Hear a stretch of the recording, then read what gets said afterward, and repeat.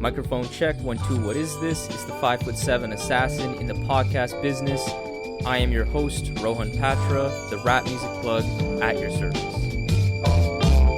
Here we are again at the end of a rainbow. The Rap Music Plug podcast presented by QLC TV is the remedy to the I don't have anything good to listen to problem. Through in-depth album and song reviews, as well as artist interviews and general rap commentary sprinkled in between on all of what the mainstream and underground rap scenes have to offer, this is your one-stop shop to knowing what to add to your queue, play next, or pop into your record player. Welcome to the show. What is up, family? In episode 105, I am joined by multi-talented rapper, producer, podcaster, videographer from New York who is known for his idiosyncratic, as one of his songs on his latest album call him, left field take on hip hop that has impressed me for years, with no better addition to his catalog than his supremely dope Go Climb a Tree, which released on Backwoodz Studioz earlier this year. And so without further ado, I'm pleased to welcome Duncecap. How you doing, man? I'm doing great. Thank you so much. That was wonderful. Got me smiling. It's a pleasure to be here and excited to talk. Well, let's start right with that name because it's funny. It's a funny rap name, Duncecap. I'm not really up to speed with things that I feel like most of society is. So when I actually saw your name, I honestly don't know if I've even encountered the term Duncecap before. So I didn't even know it was a thing until I heard songs like as recently as like Fly Anakin's latest album. He mentions like Duncecap, and I'm like, oh, this is like definitely like a thing. So it's like a thing, yeah. So it's like an insult for people who are kind of like deemed slow or stupid. That's what I've gathered. So. Well, it's like, do you know like the hat? Yeah, I know it was a thing they would put on like the dumb guy, right? Yeah. They'd like kind of be like, it's like timeout, put the dunce cap on for like something you've done, or like, being a bad kid in class or whatever. Yeah. And so like, why would you make your rap name something like so self-deprecating, or was it something where you actually received this a lot when you were growing up? I did not receive this a lot growing up. I never seen it in real life either. I think it's like an older thing, to publicly humiliate a child in front of his peers. Yeah, it's more that old school vibe. Yeah, but I guess I've just been kind of a self-deprecating goofball my whole life, as probably just like a self-defense mechanism in all reality. But I think that aspect of the dunce cap is just kind of felt appropriate for me and my like vibe, I guess, just as like how I talk to people. And I guess the other half of the dunce cap name is just like being in solitude and thinking about what you've done and stuff. And it's like, that's my other MO. It's like I make sometimes goofy music or sometimes just like introspective music, and it's pretty between the one or the other for the most part. That's actually pretty interesting. Yeah, because it definitely is like the two sides to the vast majority of your music. That's I didn't expect that other part of it. That's interesting, the whole contemplative side of things.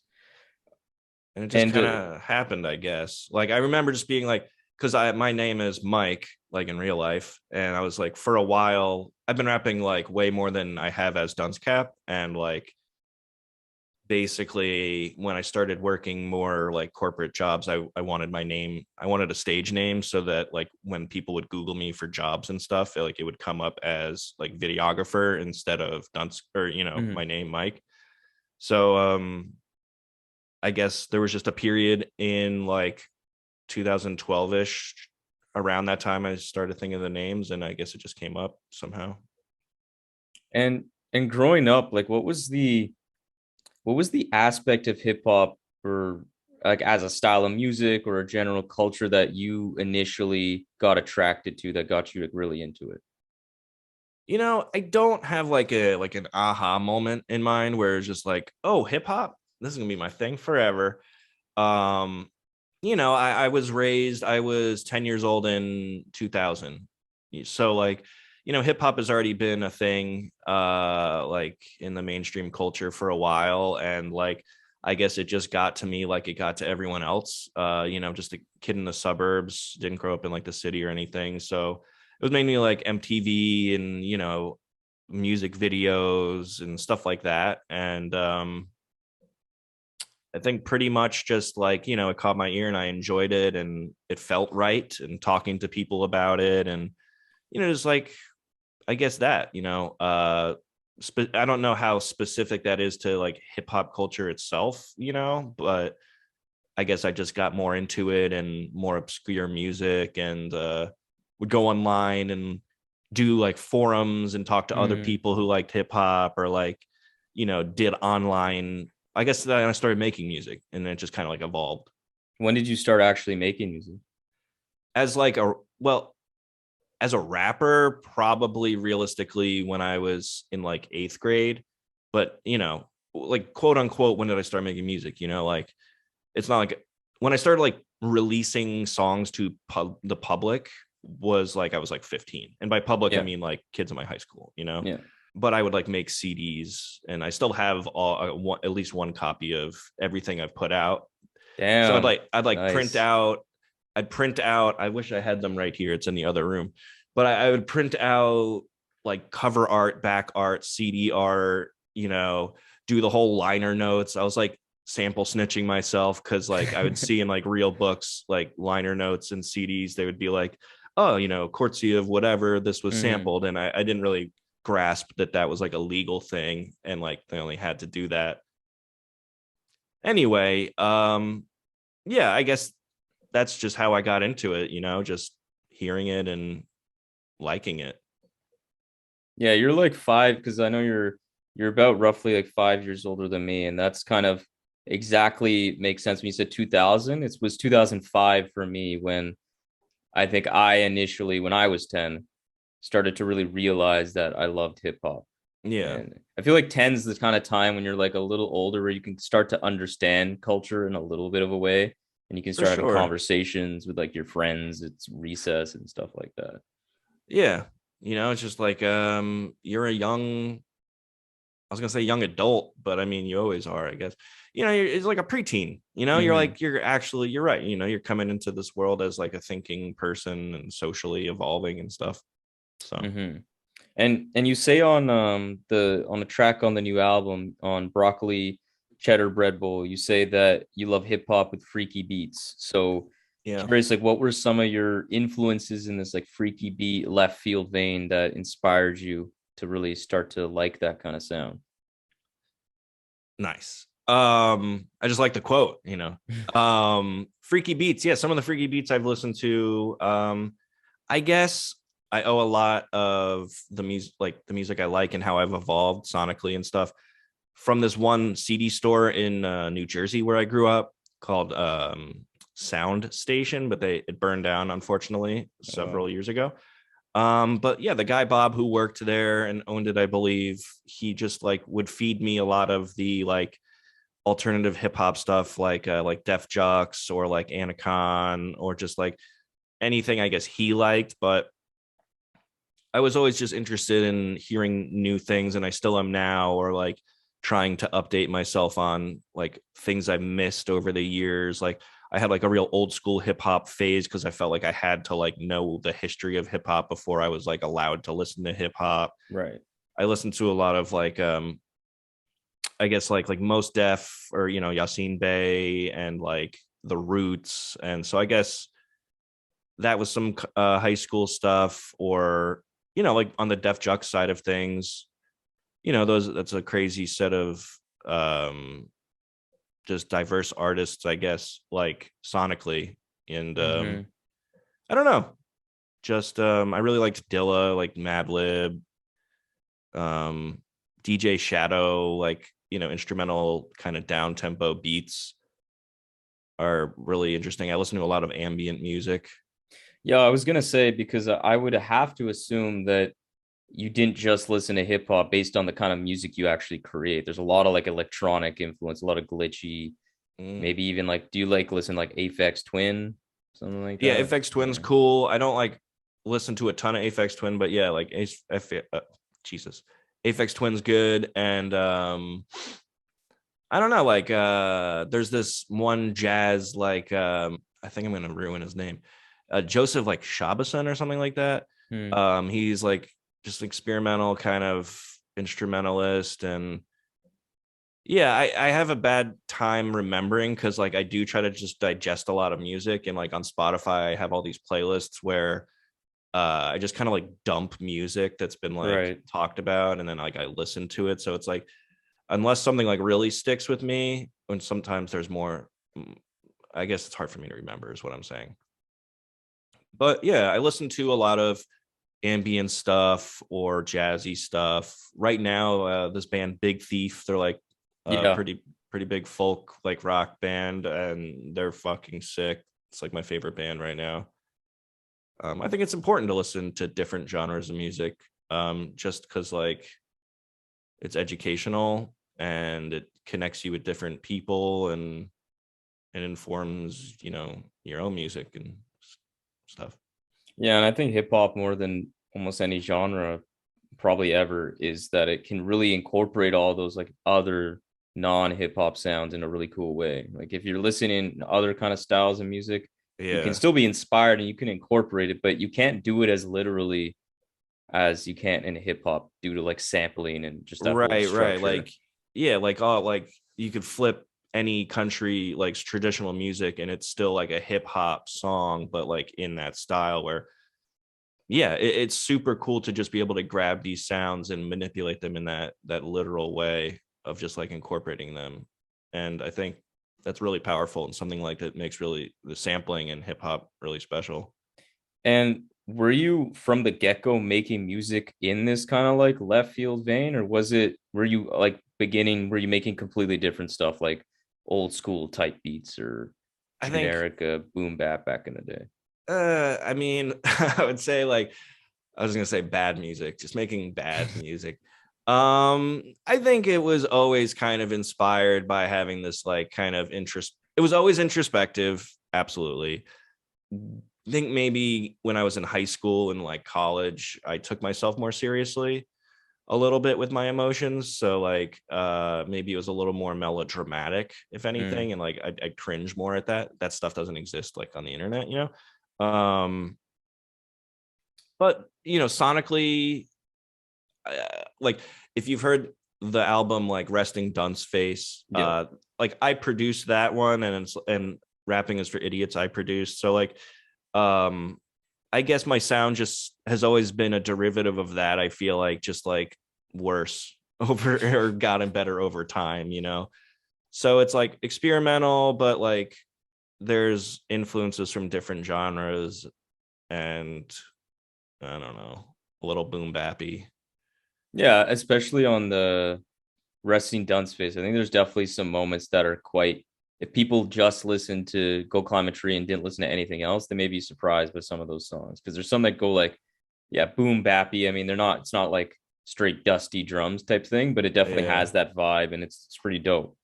Yeah, I don't Um, even know. I have trouble describing, I guess, what my own sound is to people when they ask. because it's not one, I feel like it's not one thing fully. It's not like fully in any direction. It's just kind of, it has a lot of pieces of a lot of stuff, which makes it interesting, but it makes it, yeah, hard to describe, I find. Oh, that's cool. Thank Um, you. Throughout your catalog, it's clear to me, like as we're talking about, like in this more left field approach to hip hop, like you embrace being eccentric, being like an oddball, quote unquote. Like Mhm. how, but I find that actually takes a lot of courage because like it's not the traditionally accepted portrait of a rapper these days. I think these days is getting a little more accepted for sure, but like Mhm. how did you like develop the confidence to present yourself in such a different way than most other rappers growing up? Um, I don't know. I think it has been done, but I think some of Hmm. my people have laid it before me. Like I guess I've always listened to like when the first music I listened to was like Simon and Garfunkel. Like that was like, I had a huge Simon and Garfunkel phase growing up, and I know pretty much like, any song by them.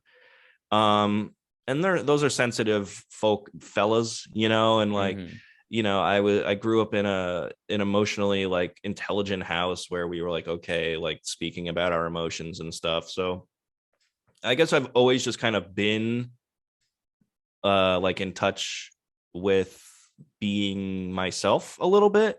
Yeah.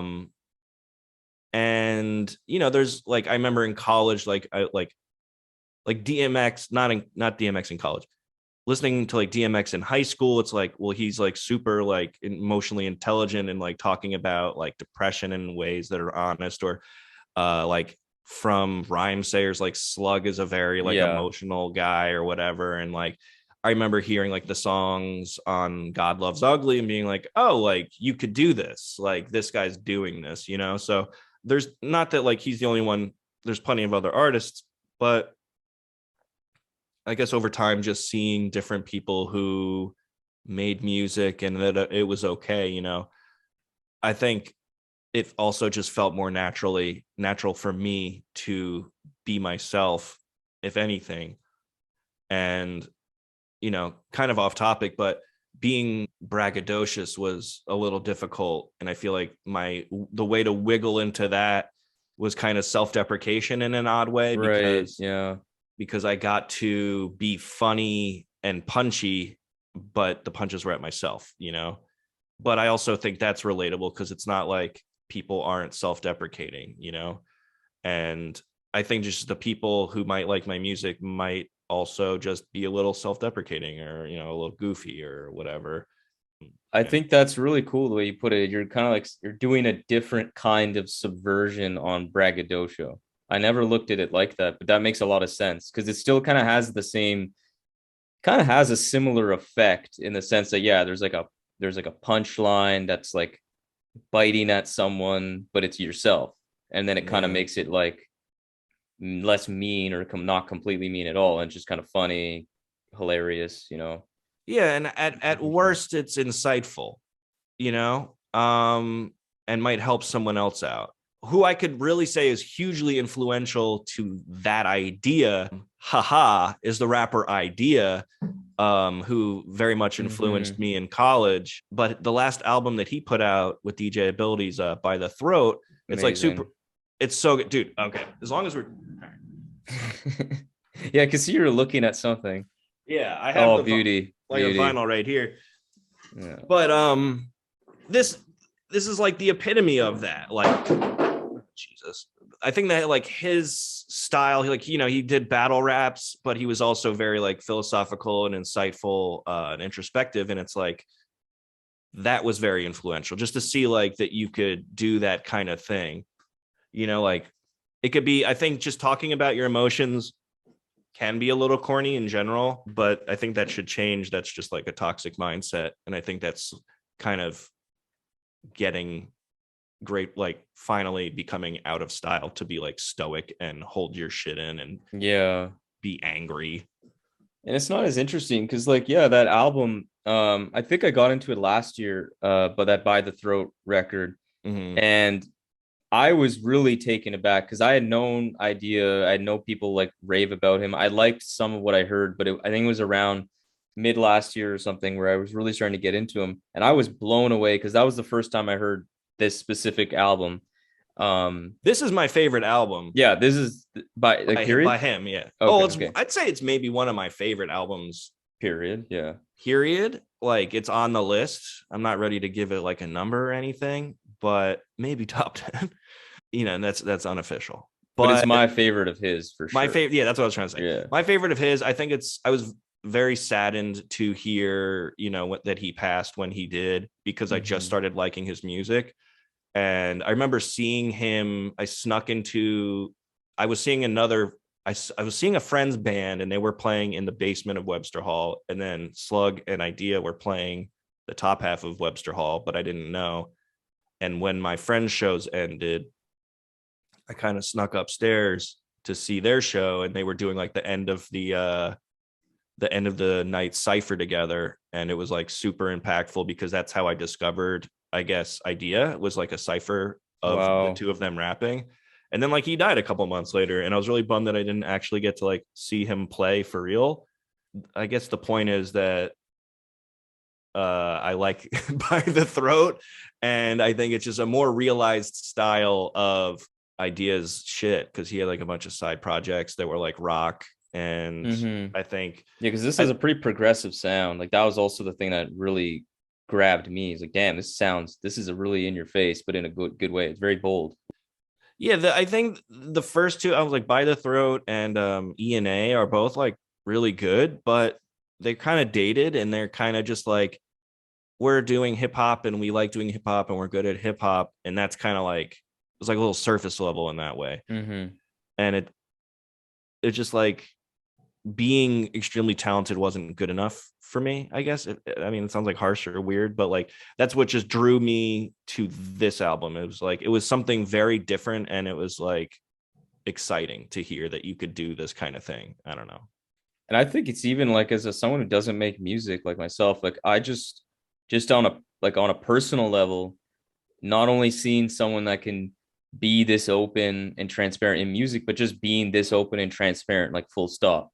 It Yeah. was like, because there's some songs on that album that I just remember being like, I've never heard someone describe like a relationship fizzling and like dissolving in Oh such a man. nuanced way, to where it wasn't like this woman is awful and was a horror, like Right. it was so multidimensional. I just resonated like every word. I was like, wow, that's like the exact, like that's I rarely hear people say this, period, like in this way. And I'm like, damn, this is really powerful shit.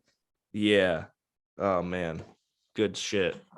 I have the lyrics in front of me. I was trying to find something like super impactful and be like, just like this one lyric. There's one song, I don't remember the name of the song. There's one song where I like, it's maybe towards the end of the album. Is there a title track on this By the album? Throat, the last song. Is it that one? That's Like the one I'm thinking of, and looking at the lyrics. And it there's must one lyric where be. he's like, "You could, you could bring a horse to the water, but you can't tell it how to drink," or something. Oh no, you could lead a horse to fresh water, but you I can't tell actually it think not to that's leave, or something. yes. I actually think that's the song. I think it's the final song where I was like, Oh my god. oh my God, I was like getting teared up. I'm like, Jesus, Dude, this is so real. yes, I've teared up to this too. Us Ted Mosbys are sensitive here. Yeah, good album. Yeah, very, very good album.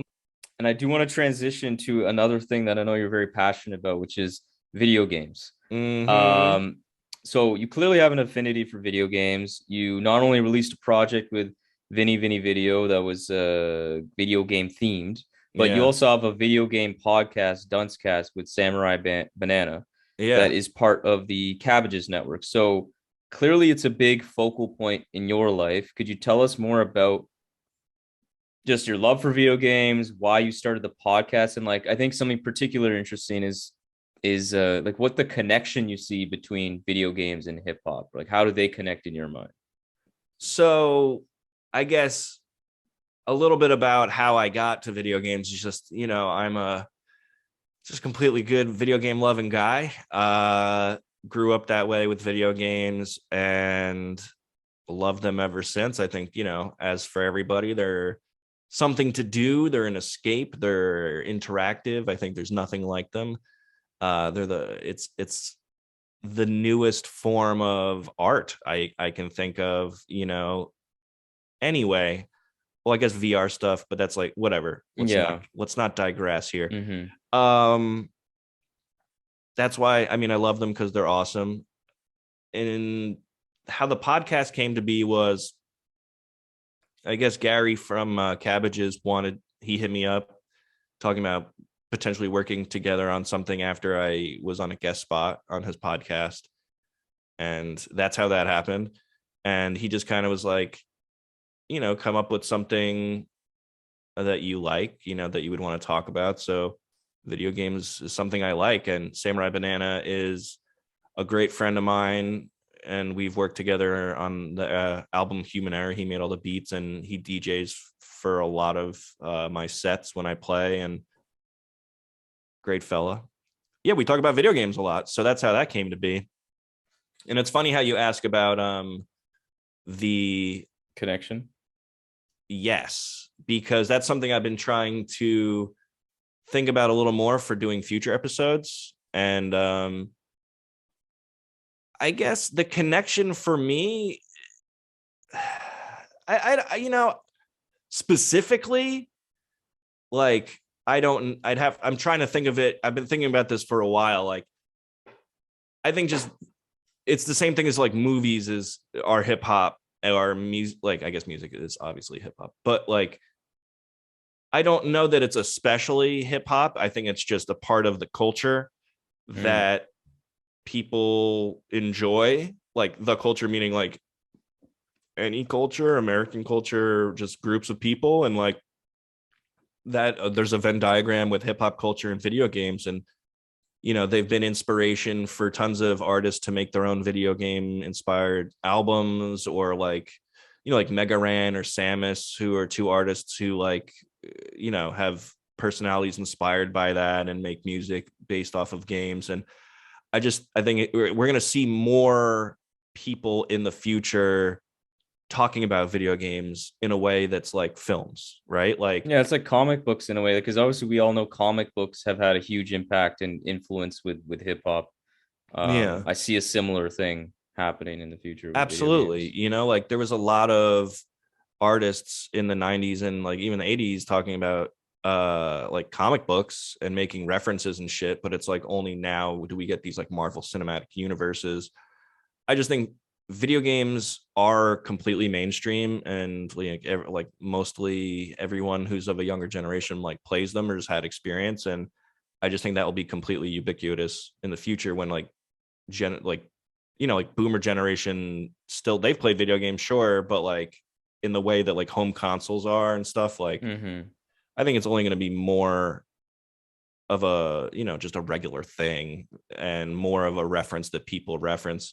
So there are hip hop video games, but like in the same way there's like rock and roll video games. I just think it's like video games rule, so everyone I think can relate to them, and there's I guess different experiences, but It could be like the world building aspect. Like that's with comic books. People talk about that with music and hip hop. Like you just create some alternate universe where you're either the character or the rapper, or you're just like experiencing whatever they see. I think there's yeah, definitely kind of similarities there. Storytelling, that's a common piece that I think yeah, would be in the middle of that Venn diagram. yeah. I think it's just art and people like communicating and experiencing things and connecting together, and it's just the same for hip hop and the same for video games. Mm-hmm. You know, And what I feel is related to your love for video games is the video work that you do under your imprint, Dunce Videos. yeah. You have some really incredible creative pieces of work that I've seen, and Thank that you you. created for both your music, but also some other like big time artists that people love, like Quelly Chris, Uncommon NASA, and more. Yeah. Could you talk a bit more about what drew you to making like what drew you to the visual side of art creation, and particularly if you feel like it's related to the fact that you love video games, because I would feel it might be. That's super interesting. I've been playing video games. I know we talk about, okay, since I was a kid, and I've also been making videos since I was a kid, pretty much. I always kind of had my hands on the family like camcorder and goofing around and like filming things, and that grew into, I guess, like making little short sketches and skits in high school. And I studied film in college, and you know made like a handful of films, I guess. And then out of college, I was hanging out with my buddy AB Go Hard, and he's a musician as well, and I guess I just made a bunch of videos for him. And then he was hanging out with people, and then they started wanting videos, and it just kind of blossomed, as well as with people I knew in my own passings as Duncecap. Like, oh, it's like I get to do videos for myself, and they become advertisements to do videos, and I just end up working with different people.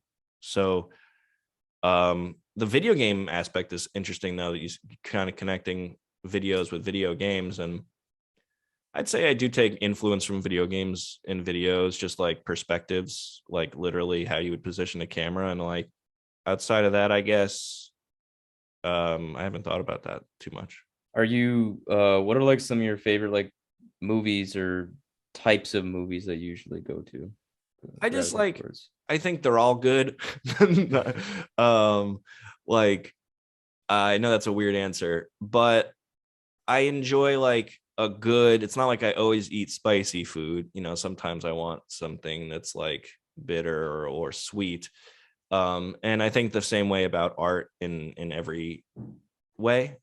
So movies, last night I saw the movie the Northman in theaters, and it was awesome. And that's a completely different type of movie than like the weird 80s movie I saw, you know, Miami Connection, which is just like a crappy action flick. Not even Mm, crappy, it's just like weird and dated, but really yeah. entertaining in its own right. Or the same thing as watching like a random Adam Sandler movie. I guess like I have different tastes. I like highbrow stuff, I like lowbrow stuff, but I always kind of favor something that's either like that's unique, whether it's like really interesting in terms of it being like an original idea, or it's shot differently, or you know, something that makes it unique. I'm more attracted to things that are interesting and unique than are just like I love mysteries, you know, like Right. or whatever.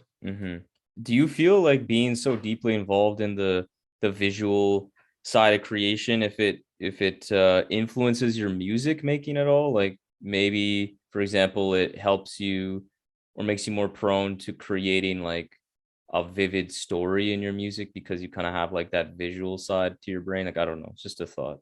I'm trying to remember like I'm trying to remember a specific moment that I would have had of a song that I remember like writing the song and wanting to do the video immediately kind of thing, you know? Mm-hmm. Um which I feel like it's happened before. Actually, you know, well, you know what? Okay. I will say this. I write all in a lot of different places, as I feel like anyone who writes does. So sometimes you might be at a cafe or like a bar or, you know, just a couch. And I think when I'm writing certain songs, I think of those moments. And I think those kind of moments may come out in music videos that I may have done for myself, or that same image I try to think of when I'm thinking of ideas for another artist's music video. Um, like what have I done to myself? The music video is all in my apartment, or the one that I was living in at the time. And like, you know, I was on the couch in that music video, just like laying with my face down at one part. And that's kind of just like, you know, my life. So I guess for the most part, I don't think that music is like directly influenced by the videos I've made, but I guess indirectly it does paint the picture in my head differently, which makes me express it differently, you know, Yeah. or like what I might get inspired by, you know, I guess it just comes through the filter that is my experience or whatever. I don't know. Mm-hmm. So if we get closer to the present day and this latest release, Go Climb a Tree on Backwoodz, I'm curious, like, how did your relationship with the Backwoodz camp first begin? So I met Woods and Elucid, and I guess now Premrock and Castro, and probably I met all of them in like the like 2014 15ish, Mm-hmm. when I was playing shows in New York. I'm still here, but like playing shows with the Karma Kids, which was like a group of rappers, me, Googie, Lieutenant Headtrip, and Gruff Lion, and Samurai Banana made a lot of the beats and DJ'd, and that's how I met those guys.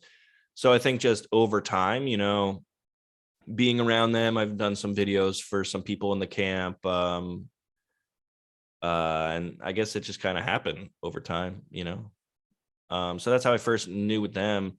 In terms of Go Climb a Tree, I had this project and I played a couple songs for Woods, and he liked them. Mm-hmm. And then I asked him to put it out, and he thought about it, and etc., and ended up being a go. So And on the heels of really the last 2 years, I would say, particularly for Backwoodz, and particularly just right now, as it's like very top of mind for many hip hop fans, on the heels of Aethiop's mhm. the incredible Woods Preservation album. I just feel like the Backwoodz stock has never been higher. So like, how does it feel being able to be a part of like what I feel is going to be a moment in hip hop that people will really remember? And how did Backwoodz help shape this record, if at all? Because I'm not sure the way that you're describing, if it was already done and they just put it out, or was it kind of a mutual kind of like collaboration in some ways? I guess it was more, I did work on it with HAJINO and kind of presented it Okay. to Woods. But we were working on it the past several years, like Miserable Then, the EP that was on Backwoodz, like that had come out. So it's like, we had a relationship, and I knew like Fielded's on the project, she's on Mm-hmm. Backwoodz, and like there's different collaborators that I knew I wanted to work with. So I think maybe in that way it helped shape the record. Right. Um, but outside of that, they allow creativity, and I think it's kind of like, if it's good and like they want to put it out, then they will. Not that willy nilly, but I think maybe I'm just lucky, and they're supportive, and just I think it's a good fit for Backwoodz, and I'm happy and honored to be putting it out in this time, because like you said, it is like a pretty cool time to be associated with Backwoodz. Yeah, and I when I spoke to Steel Tip Dove last year, I think I asked him something like, what is the thing that you really like about Backwoodz music, like gravitates towards you? Because it is like, it's a label that has put out a quite a significant variety of different music. Like Fielded, you mentioned, like that's like more R&B, like singing primarily, even though the usual suspects like Woods, Willie Green collab with her, of course. And what he told me is that it's just like, at the end of the day, Backwoodz just like values experimentation. That's why I feel like you definitely fit right into that glove of music, because yeah, that's what I just think people always come to expect with Backwoodz. Like, you're gonna hear something that's a little different, but it'll be, I think, very well presented and like articulated. Like, I think they, like you said, they don't just willy-nilly put out anything. There's a certain standard. Yeah, I know that if I'm thinking of pitching something, or that I'm going to put something out, like knowing that Miserable Then or Go Climb a Tree was coming out on Backwoodz, then I definitely want to put my time and efforts into making sure it's good. And so maybe that's a real important factor too, where it's like having that you know inspires me to do well as well. Mm-hmm. And so let's get into this album a bit more here. So it's called Go Climb a Tree. Yeah. What what does that What? title mean necessarily? Because I googled it and I don't think I actually found. I thought it might have been like a saying, but I actually didn't really get like any Anything? information off that. So like, what is the meaning of the title, and like, why did you It's pick pretty it for cool though. these set of the songs? Kind of random. I mean, go climb a tree is, like go take a hike, kind of like go fuck off kind Oh, of deal, okay. like go do a thing away from me. And that's like, the story is funny. I wanted to include that as a lyric while this album was being written, and I ended up writing that lyric a couple times. And instead of changing them across the songs, Hajino was just like, let's just make the album that. So like, that's the silly story of how the album became to be called that and what it means. And I think just saying go climb a tree is like, I don't curse a lot, I try to reserve them for the most impact they could have. So I don't want to like water down my curses. So Mhm. I guess I end up accidentally being like wholesome a lot. And Go Climb a Tree, I think, is just kind of an extension of that mentality a little bit. If anything, like it's almost like the album's like saying like, like it's almost a braggadocious title in a weird way where it's like, hey, go fuck yourself, I'm a cool guy, but it's like watered down, like go climb, hey, get out of here, Yeah. Not that I'm like directly telling anyone to leave, but the mentality of just like being strong-willed, I guess. It's like kind of being strong-willed and like in how unique you are. I think that kind of fits what your music usually goes for. I find like you're uniquely whatever introspective, and goofy, whatever yourself, and go climb a tree if you have a problem. Right. Yeah, that sounds good. Yeah, I think that sounds good. I think we cracked the code here. Oh. But so you're obviously a talented producer in your own right. Like you mentioned, you'd produced those last couple projects, Rappy for Idiots and Resting Dunce Face. But you linked up with HAJINO to produce Go Climb a Tree. I think his style of production, it's like really good timing that this released, because I had actually been introduced to him off of the Purple Tape Pedigree release of Lord Queso, More Chores. You did a ton of those beats along with Krista Castro. That Shout was out my to Lord introduction. Queso. Yeah. Man, yeah. Props to him. Really love that record. And yeah, it was like right around that time when I was listening to this dropped, and I was like, damn, HAJINO again. Like, who is this guy? But fuck, I really fuck like with Queso. Me and him have a song in lockdown, and I want to do more. And he does too. Supposed to go to the studio this weekend, tomorrow actually, at Steel Tip Doves, and I have to remind fucking Queso, because I accidentally forgot to tell him I canceled another session. So he already knows. He said it's no worries. But anyway, yeah. But no, Queso is fucking great guy. That's all I'm saying. Yeah, very great rapper, guy. Nice guy. And yeah, and that's so like basically, yeah, that's how I got introduced to HAJINO, and then obviously with what he did here. And yeah, I just think that glitchy style, the kind of, there's like a serene quality even to a lot of these beats too. Felt really, really beautiful at times. Like, could you expand a bit on why you chose him to be like your partner in crime for this record, and like why you believe you guys make such a good team? Well, I don't know that I was just like sitting on my leather chair with my my kitten in my lap, stroking it like, who shall I collaborate with next? I knew HAJINO from a couple of years, or for a couple of years. We collaborated on a song on SoundCloud. One day I hit him up because I liked the beat, and we ended up just working on like a couple songs on like an unofficial project on SoundCloud. The songs are still there.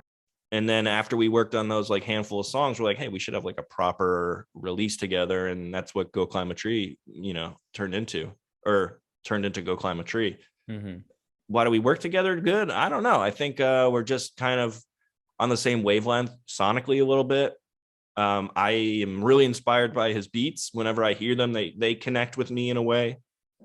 It's funny because you said they're serene and they're kind of glitchy, and those things attract me as well. It's always, I don't know, just like dope. It's either like beautiful or like just like makes you be like, what the fuck is this? Like, what is this sample right now? And then the drums come in, you're like, oh shit, like it's just great. Like, oh, I'm always in for a good time on some HAJINO production. It's always just like solid and delivers, and at the same time like leaves a lot of room for me to have fun. Like, it inspires me to have, I think, better writing where I want to like just have fun on it and let loose. Whereas when I produce for myself, I think that I get a little too in my head and conceptual on a song by song basis. And it's like, oh, this must be the next opus, where it's just like, like another song or whatever. And I feel like I put myself in a box more. Whereas if I'm getting production from like HAJINO or, Banana or whoever it is, I go like, wow, I really want to do good. Like, or like a Lucid for Miserable Den. It's like, I really just want to like do good I want to impress my partner here and do something crazy. Whereas like I feel like I have to live up to my own standards. And it's like, actually, this is very like therapeutic saying this out loud. It's helping me work through this, where it's like, I guess making albums for myself, it's like I'm trying to impress myself, or I'm trying to maintain a standard for myself and not fuck up. But if I work with someone else, I'm trying to impress them. So it's like a positive, I don't know, a positive outlook, a positive energy going out. But for me, so you it's kind of more, can create more freely with another producer working with you. I can bounce off of them and be like, hey, this is good, right? And they'd be like, yeah, that's great. Whereas for like myself, it's like, is this good? I don't know. You know, like I don't have anyone to bounce off with. Yeah, I feel like with like Haji, like his beats often give me like I feel like there's like a few different types of like screw faces people make when they listen to hip hop, like the classic, just like damn, that's just like a great like sample or dope drum break. But his are like the kind of like confusing. You're like, what the fuck? Those are my is favorite. This? But those are sometimes my absolute favorite. Where I'm like, this doesn't make sense, but damn, what the fuck? This is ill. He does a lot of that. He does a lot of that in general, but on this album, like we really love how it flows. Yeah, I just think it's like really fun, but also just like has a lot of I love how like multifaceted it is basically, because there's a lot of like really fun and goofy tracks. There's some introspective ones, and like the one that I think it's just Rich Jones on it, but idiosyncratic, that one is like, yeah, first of all, Rich Jones, like he's gonna be on the show I think in June. Oh, hey, Not early Rich. July, but he's really turning into a weapon when it comes to his like singing and his like hooks, because like fuck, that song is just like, yeah, his singing is incredible. you can go to heaven straight up. Like, yeah, and I just love how like the blessing. I love the different elements that this album brings. It's just very impressive. Yeah, well, thank you. HAJINO is awesome, and I'm so happy to have worked with such talented collaborators that could really even bring out things in that music that I couldn't. And I think it turned out all special. You know, I'm excited to work together again. You know, that's definitely in the plans to start chipping away at a new project together.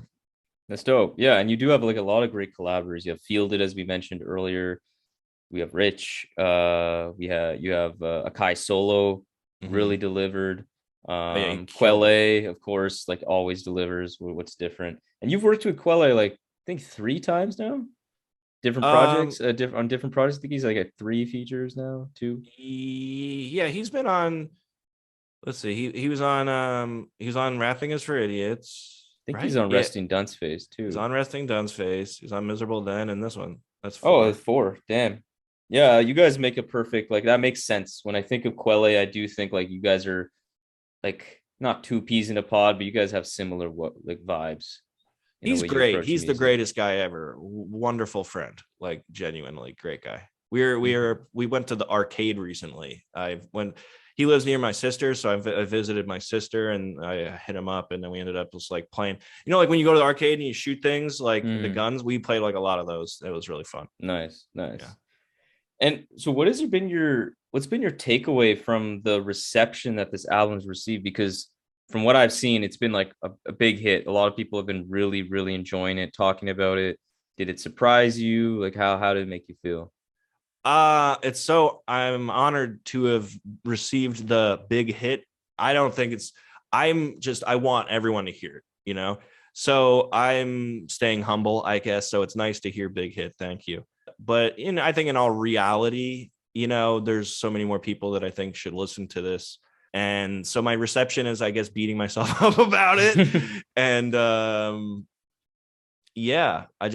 that is it. I just want more. I want more people to hear it. And I think it's good. And it's been, cooking for a while. So I just want people to see these 3 music videos and listen to the album and get churning on the next one. I'm already starting to work on the next project. So hopefully people will like the next one too. But for now, they should be listening to Go Climb a Tree.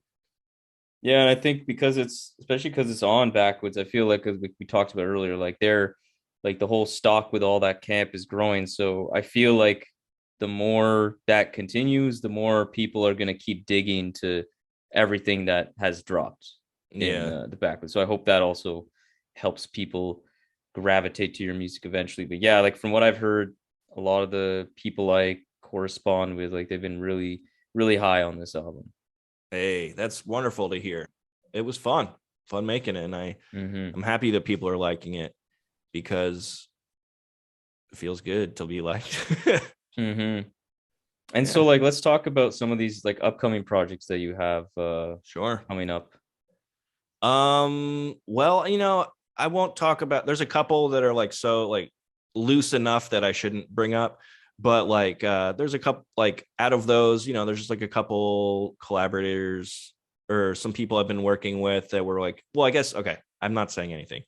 One of them is like the loose HAJINO sequel project that, is literally not started. So there's that. Don't look out for that yet because it didn't happen.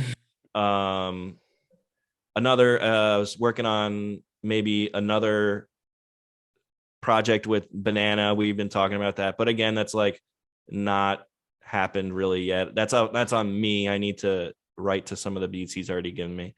um I think the next thing that you're realistically going to see from me is uh this next album that I'm already working on. I said I did a track with Queso. That's like what that's going towards. Is this something that you're producing the majority of it, all of it, or is it like another working collab with another producer?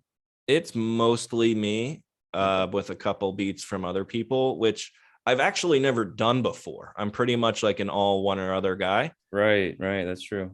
So this is literally the first time I've ever done that. And Is I've it been like, challenging to like, has it been challenging? I know you're not done the album, but is it challenging so far to do that whole thing? Because you kind of have to now do some maneuvering to make it kind of flow properly where it's not all coming from one person. I think it's actually awesome. Because in the same way that I might have a collaborator, like I can go climb a tree, right? It's like I can't sing as good as Fielded does or as good as Rich does. So having them on it, like they produce a thing vocally that I could never do, but it's like in the ballpark of the style that I put out. Mm-hmm. So taking that same concept and applying it to production only, it's like, okay, cool, like here's a bunch of beats that Duncecap makes, and they're one type of style. Duncecap might also sound good over this slightly tangential style that he couldn't do. Like I can't make a HAJINO beat, Right. I could only make Duncecap beats. So it's like, why not have a Duncecap beat next to a HAJINO beat on an album, or like, but with other producers too. Mm-hmm. So Right. I think that it's actually hasn't been hard to answer your question. It's been exciting. Most of the time I just like anytime I make a beat and I like it, I'm like, ooh, needs to go on the project. But there's been like a couple loose songs that I've done with other people. Banana is one of them. I'll say it, I'll leak the info. So it's cool to just have like a Banana beat because I could never make a Samurai Banana beat, and it just like emits this sound and brings out this type of Duncecap that I get when I work on him. As much as it's a beat and his own sound, working with him brings out a type of me that I wouldn't normally get on my own Mm-hmm. songs if I produce them myself. So I think it is a powerful weapon to work with many producers if to get, a particular sound. That being said, I think it's really cool to do your own or to really work with one other producer too. This is just something I'm kind of jazzed on at the moment. It's dope, man. I'm excited for this upcoming record, and thank you so much for coming on, man. I got really enjoyed kind of like getting to know you personally. Yeah, it's I'm been a really excited blast. to I'm really excited to just kind of see you continue to go from here. I think a lot of people, like I said, the reception is positive. A lot of those people from my experience were people that hadn't heard you prior to this Hell album. yeah. So that's a good sign. So that means they're gonna go look back at your other records and further kind of go down the Duncecap rabbit hole. Hey, the Duncecap rabbit hole coming soon. That's a good But yeah, title. thank you for having me, and that's super nice to hear. I'm happy that things are going good. Thank you so much for coming on, man. Really appreciate the time. Thank you so much. Peace. Peace. So there we have it, another episode of the Rap Music Plug podcast presented by QLC TV. I hope this episode gave you some new perspectives and insights into what the greatest art form known to man in hip-hop music has to offer. If you want to support the show in the most meaningful way possible, it would be my absolute honor to have you as a patron in the new Rap Music Plug podcast Patreon. Through this Patreon, you will be getting exclusive content such as bonus episodes, exclusive album recommendations, exclusive playlists, early access to episodes, and more. And above all, though, you will be able to support the show directly in a way that will not only justify the crazy amount of time I spend on this show already, but allow me to cover some of the expenses related to supporting all of these great artists that we cover on the show through the website, and will allow us to sustain and build on this amazing growth that the RMPP has experienced recently. Big shout out to Dano of Free Music Empire, Levy, Mahima, Jeff, Mitch, Dash Lewis, Pancake Cleaner, Trey, Noah, Justin, Brandon, Joe, Gavin, Matt, Fatman Tomb, and Khalid for your generous support through the Patreon. I really appreciate it. So if you have any questions about any of the Patreon stuff, or just want to keep tabs on the show, interact with me on rap music and all the great stuff that we can talk about, follow me on Twitter and Instagram at rapmusicplugpod, or shoot me an email at qlctv.podcast@gmail.com. You can also rate and review the show on Apple Podcasts and subscribe on YouTube and Spotify as well. But that's enough self-promotion for this episode. I hope you enjoyed it. Peace.